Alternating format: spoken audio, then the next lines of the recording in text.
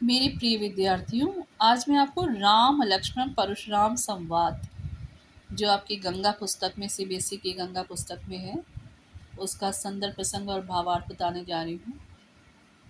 तो देखत भृगुपति वेश कराला, उठे सकल भय विकल भुआला। ये जो प्रसंग लिया गया है ये रामचरितमानस से लिया गया है। इसका संदर्भ होगा कि अधे चौपाइयाँ या आधी पंक्तियाँ भी लिख सकते हैं आप। हमारी पाठ्य पुस्तिका गंगा के पाठ राम लक्ष्मण परशुराम संवाद से अवतरित है। इसके प्रणेता कविवर तुलसीदास जी हैं। संदर्भ में लिखेंगे कि अध्यय पंक्तियों में कविवर तुलसीदास जी ने राम और लक्ष्मण के साथ परशुराम जी के संवाद का वर्णन किया है।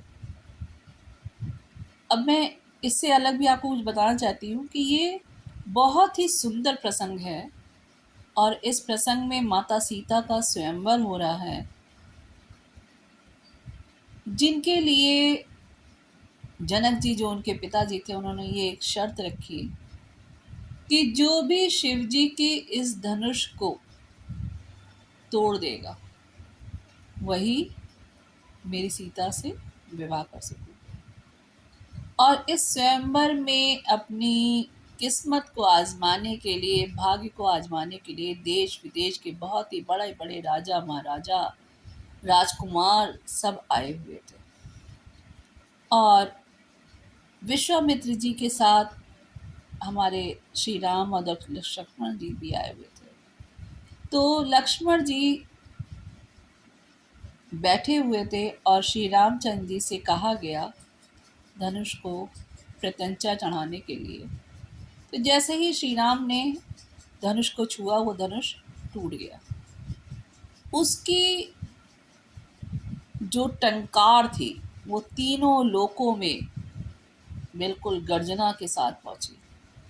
तो जो परशुराम जी थे जिन्होंने इस धनुष को बहुत ही अधिक मान सम्मान से जनक जी के पास रखवाया था, उन्होंने जब ये टंकार सुनी तो वो परशुराम जी जिन्होंने 36 बार इस धरती को क्षत्रिय विहीन कर दिया था, बहुत ही भयंकर वेश में जनक जी की सभा में पहुंचे।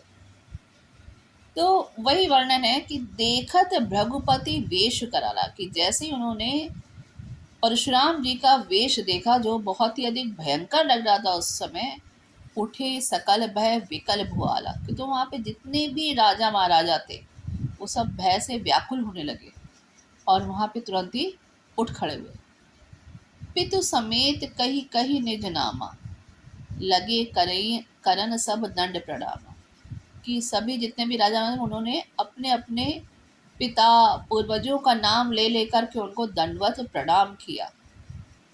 जेहि सुभाय चितवहि हितु जानी, सो जाने जनु आई खुटानी।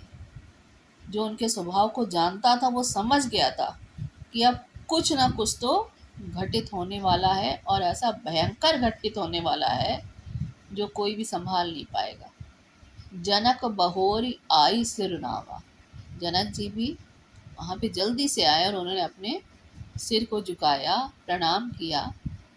फिर सीता जी को बुलाया और उनसे भी प्रणाम करवाया। आशित दीन सखी हर्षानी, कि परशुराम जी ने बड़े ही प्रेम से सीता मैया को आशीर्वाद दिया और फिर जो भी उनकी सखियां थी वो उनको अपने सखी समाज में ही वापस ले गई। विश्वामित्र पुले मिले पुनियाई, फिर बाद में विश्वामित्र जी भी आए। पद सरोज मेले दो भाई, दोनों भाई अर्थात भगवान श्री राम और लक्ष्मण जी विश्वामित्र जी के कहने पर परशुराम जी के कमल रूपी चरणों की सेवा करने लगे। राम लखनु दशरथ के ढोटा, दीन आशीष देख भल जोटा। तो विश्वामित्र जी बताया कि ये दोनों राम और लक्ष्मण हैं जो दशरथ जी के पुत्र हैं। आप इनको आशीष दीजिए, आशीर्वाद दीजिए जिससे इनका भला हो। राम ही चितह रहे थकी लोचन, रूप अपार मार मद मोचन।